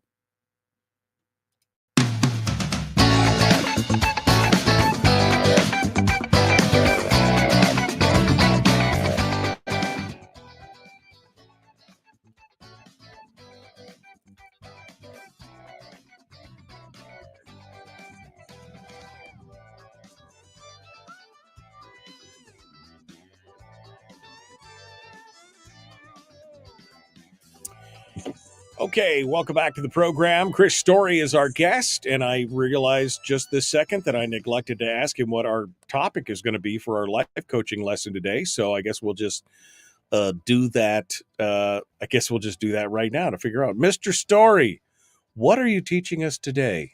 Please tell me a story. Talk to me like I'm 5. What are we doing? We'll tell the story, and I'll title it "Rich Dad, Smart Woman." So I'm pretty excited. Subtitle to this could be "It's Never Been Easier." So I'm pretty stoked because today on the Backyard Millionaire radio program, heard here on at least KDTL and KPEN, we have a guest, a very special guest, in Sharon Lecter. She is the co-author of the Rich Dad, Poor Dad book series, 15 books in total. She co-authored with Robert Kiyosaki. And truth of the matter is, and she didn't say this, but I'll say it, absent her involvement, there wouldn't be a Rich Dad, Poor Dad company. It just wouldn't exist. She was the driving force behind that company and putting the stories in the books together. That was her. It was Robert's desire to help educate people financially. She's what put wheels on the car. And so she did a great job. And so in this conversation, I had a conversation, I'll air it in 2 parts today on my show. I asked her, can somebody start today with nothing, or worse than nothing, maybe less than nothing, meaning credit card debt, consumer debt, college loans, things like this, and still find opportunities like you found? Because Sharon started her career back in the early 80s. Is this opportunity, does this exist today? She said unequivocally, absolutely, yes. And then she added, it's never been easier. And so I just want to put that out there into the world, that if she says it at 76 years old, she's still out there teaching, educating people about financial literacy. It's as big a passion today for her as it was 25, 35 years ago. And she's saying it's never been easier. That should give each of us an opportunity to just really reflect and go, can I level up? Is it too late for me? And the answer is yes, you can level up. And no, it's not too late for you. It's never been easier. Yeah, I mean, it's, I'm reaching that time in my life where, I'm deep into middle age, and I'm like, man, is there anything left? Is there anything left for me? Is there anything left in the tank? Is there, what is it? And then I get inspired by, like your story from the Backyard Millionaire, the inspiration for that character, was a real life guy in your life. And you said he became a gazillionaire, but he didn't really even start that journey until he was in his mid 50s, right? Yeah, 55. Oscar. So yeah, Oscar is definitely, so the character Oscar in the book is an amalgam of a lot of people, to include my dad, a guy called Chuck Huff, this Oscar Hochul. But Oscar Hochul said that to Tiffany and I one day. We were asking him how he got started, because we managed an apartment building he owned. And how did you get started? So he tells us that amazing story that he was working in a shipyard in Tacoma, Washington, Bellingham, I guess. And Tacoma became his headquarters later. But he's working in this shipyard, and he decided to build a little cabin down the shore of southern Washington on the ocean, just to build this little cabin for him and his wife as a little kind of retreat. And so he built this little house down there, and a neighbor who owned a property in that same region said, "Hey, Oscar, could you build us one?" And so he said, "Oh, okay." And then another person asked, and then he looked at us and he said, "And they haven't caught me since." And what he meant was, at that point in time, he owned 1,600 apartment units. He owned a chain of restaurants around Washington, motels, not hotels. Big difference when it begins with an M. A lot of the amenities leave, as you know. But motels. He owned oceanfront property here in Alaska, big, beautiful boat, 16-unit apartment building up here, owned homes all around Washington State. He had become a multi-millionaire and a magnate in real estate, and we had met him when he was 82. So you could do the math between 55 and 82. So, but he said, and I'll never forget this either. He told us one day, he goes, my only worry is that I'll die before I can get everything done that I want to. And so you could hear that story and think, man, will I ever have 1,600 apartment units? Will I ever have this, that, or the other? Do you want them? If you do, then you'll find a way. But maybe you don't really want that.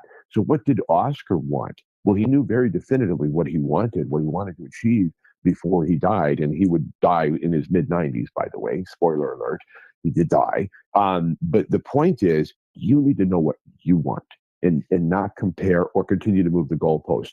I was telling you about the book, The Psychology of Money by Morgan Housel. I just finished it. And he's really an interesting character because he's taken a psychological look at our lives through money and how we relate to it. And he said, if you continue to move the goalpost as you achieve something, say by 50, 54, whatever it is that you've achieved, if you continue to move the goalpost, then you'll never find, quote, what you're looking for. You'll never have enough. And that's a pretty fascinating way to look at it, that if you don't know what you want very specifically for you versus comparison of a neighbor, family member, that obnoxious brother that's got more, does more, has whatever. It's not about that. It's about defining what you want and then going after it and figuring out a plan to get it, or discovering maybe you've already got it. Right. And you just need to start being present and really just enjoying life and go, you know what, this is what I want. That's right. What I have today was just once a dream. This is fantastic. Where do I want to go from here? Because as in life, as in business, it's the gulf between expectation and reality where depression lives, disappointment lives, that feeling of lack and emptiness lives in that gulf between what you say you want and what you've got. Expectation versus reality, that's where you can control it 100%. You were talking earlier about not following national stories because you can't control the outcome of any of that nonsense in Washington, D.C. Yep, exactly. You've controlled your expectation and you accept that reality, and you have made your career on Alaska. You've made your focus on Alaska, and we as a state are better off for your focus on it. But so are you, because you're not living in that constant despair that, you know, boy, I just wish I had scooped Sean Hannity on that story. I wish I'd gotten to Putin before Tucker did. Yeah, it's not what you want. That's Right. what they want. You're measuring your success by what it is you want, and that's what you're doing. And that's why we all admire you, Michael. Well, wow. Thank you very much. Break it down for us here the last couple of minutes. So if we want to get started, like the Kiyosaki's partner, if we want to get started like Oscar, if we wanted to give us some baby steps here, if somebody's just listening to this and go, really, I can do it now? What's the first couple things we should do? We got about 90 seconds here. All right, find a need and fill it. Those are the 6 magic words to make money in anything. Understand that you cannot save your way to wealth, but you can invest your way to a fortune if you can learn to save. Okay, that's a quick little bumper sticker to say you've got to manage your money. Know your numbers, or you don't have a business. Know your numbers, or you're going to start bouncing checks. Sharon Lecter's father asked her something every night at the dinner table. Did you add value to somebody's life today? Think about it from the perspective of real estate investing or any other kind of business you want to get into. Add value to other people's lives, and you can't help but win. You will win even if you start the day behind the 8 ball. You're gonna achieve what it is you actually want, especially if you know what you want.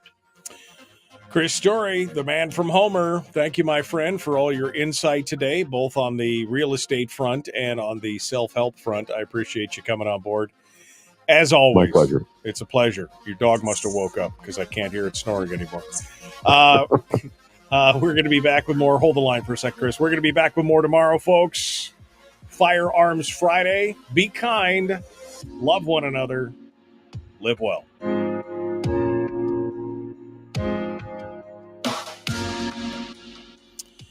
All right, final bite at the apple, Chris, just in case we didn't hit something or didn't mention, if you want to summate or whatever, this is your chance to shine.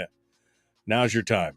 I guess the last thing I would say is to quote Goethe, never, what did he say? He said that what matters most should never be at the mercy of what matters least.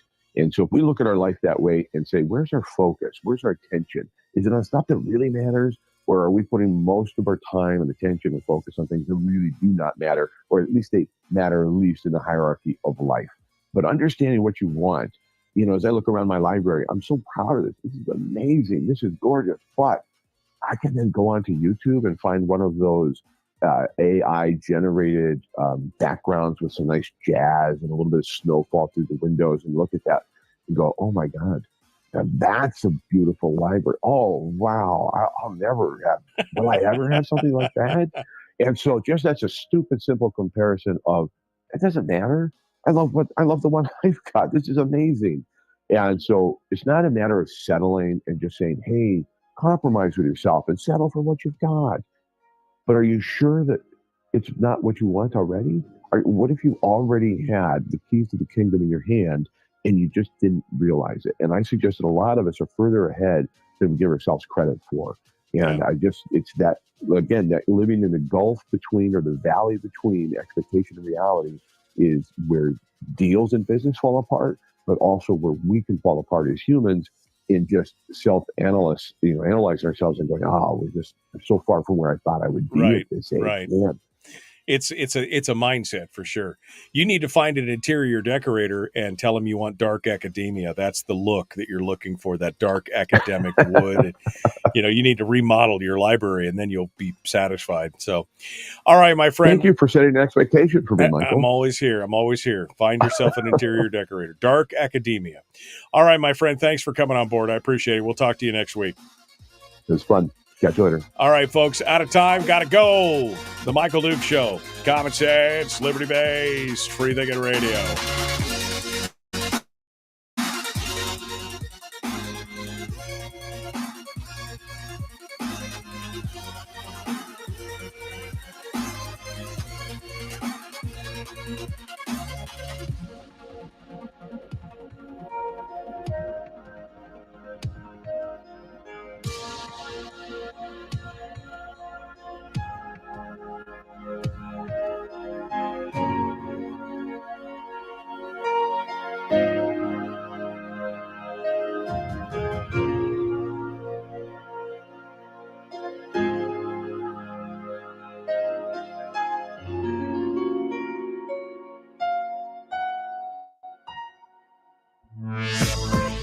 We've shed our terrestrial radio skin, and now we are slimy lizard internet people. It's the Michael Duke Show.